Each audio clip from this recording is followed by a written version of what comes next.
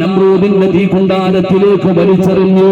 ദിവസങ്ങൾക്ക് ശേഷം തന്റെ ശരീരത്തിലെ ഒരു രോമം പോലും തടയാതെ ആ തീക്കുണ്ടാരത്തിനകത്ത് നിന്ന് എഴുന്നേറ്റ് വന്നു എന്ന് ഖുർആൻ പറയുമ്പോ ഇത് സീരിയലിന്റെ കഥയല്ല, KGF-ലെ കഥയല്ല. അല്ലാഹുവേ, തീക്കുണ്ടാരത്തിനകത്ത് നിന്ന് بردا وسلاما على إبراهيم. കുണ്ടാരത്തിനകത്ത് നിന്ന് കയറി വന്ന ഇബ്രാഹിം നബിയുടെ ചരിത്രം അല്ലാഹുവിന്റെ വിശുദ്ധമായ ഖുർആൻ പറയുമ്പോ എന്റെ പ്രിയപ്പെട്ടവരെ, റബ്ബ് കൂടെയുണ്ടോ, അമ്മ കൂടെയുണ്ടോ?